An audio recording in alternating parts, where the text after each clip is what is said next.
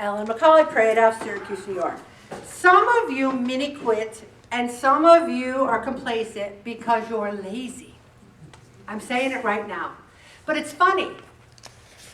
You can be lazy in one area of your life and not lazy in many, many others.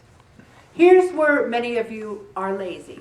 You work hard at work, you're doing so good, you have so much responsibility, you're under so much pressure. You're such a good wife, you're such a good mother, you're such a good husband, you're such a good provider. Oh, my health? Oh, I'm so tired from all the rest of that stuff. I'll do it later. I'm just too tired. The lazy comes in here. And I love this. I tend to forget that being busy is a great place for lazy to hide. Laziness can be at the helm of the busiest people, but you will know it by its fruit. Rest is not the same thing as being lazy. Resting is not a crime, but lazy is a spiritual attack. If you want to exercise and something is saying, oh, but you work so hard, you try so hard, why don't you just sit down and have a cookie? That's a spiritual attack. That is Satan saying to you, ha, ha, I'm going to keep her fat, okay? It is an apathy that is never quenched for no good reason. Rest is from the Lord. Jesus will give us rest, but he also wants us to get off our duffs and be healthy. So, why am I lazy? Lazy is not resting. Lazy is not doing something you really need to do. You really need to do something for your betterment, and you don't do it. So just accept the fact, you know what, say this to yourself, I've been kind of lazy when it comes to my weight loss journey. I've been kind of lazy about logging. Oh, I can tell. Oh, there are people, their logs, they could be in the Smithsonian frame. They're so beautiful. And others of you, like, I think you're writing salad. It starts with an S. I can't tell the end of it. It looks like S-A. It's like a guessing game with me because you're like, you know? You're lazy with your logs. There is a lack of motivation. Why? Because you haven't found your why. You don't know why you want to be healthy, so you're lazy about it. Let's say you work from home. Some people hated working from home during COVID. Some people still work from home. They find they're more lazy. They look crappy. They don't wash their hair. They don't take a shower. Who's going to see them? I can stink. No one cares. I treated working from home as if the president was going to call me and see me on a Zoom. Put my makeup on, put my jewelry on, came downstairs to my home office. I did it because I felt like I was working. It made me feel productive. And who knew if I was going to get a Zoom call either. We need to set goals, make a plan of action, and here's where I have written maybe 1,000 times on 1,000 logs. What is your plan? I plan to gain weight on my cruise. My plan was to gain less than 5. I achieved my goal. I was happy. I know I can get those 2 pounds off, no problem. And here's something else. Accomplish something small. I have a lot of tasks I have to do.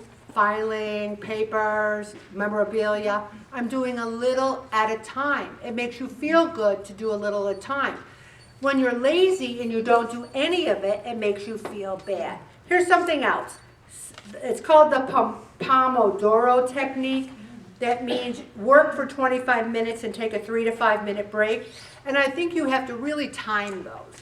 One of the things I did when I worked in an office is I set my alarm for every hour. And I stood up at that hour and walked around. Otherwise, you get so engrossed, you could sit there for 2 or 3 hours and not even realize it. Also, when I was in many of an airport over this vacation, I would say that 98% of the people in the seats were scrolling on their phones. Not reading, scrolling, because you can tell because they're going 98%. And 1% of the people were talking to another human being, and the other 1% were reading either a Kindle or a paperback from 1976, okay? So everyone is addicted to that social media. And I post. I'm not saying you can't have, but I think you can have a happy medium where you might post on Facebook. I go on Facebook maybe once, twice a day, but you can be on it too much and not really have much of a life. Also, tackle tasks immediately. I used to let the junk mail stamps pile up. Now, every day, yes, no, gotta go. All right, you gotta tackle those tasks immediately.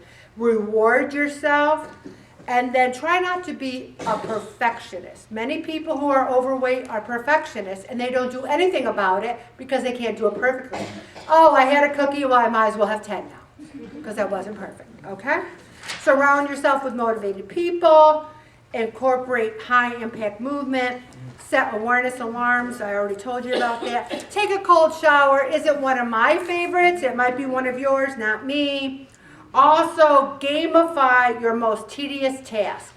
Whenever I have to haul out a closet or haul out a drawer, I put music on, nice and loud. Music helps things go so much better. Take a nap, again, not one of mine things. Some of you really like napping, but if you're napping 2 or 3 times a day, that's a little much.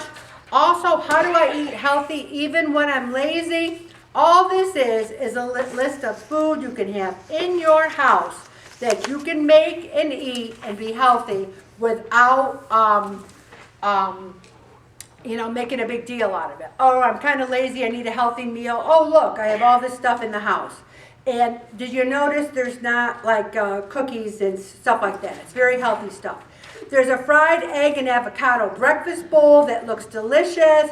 And you might say, but I don't like this, I don't like this. Make it any way you want it. It just sounds really good. And I'm going to stop right there, Bobby, and play the song.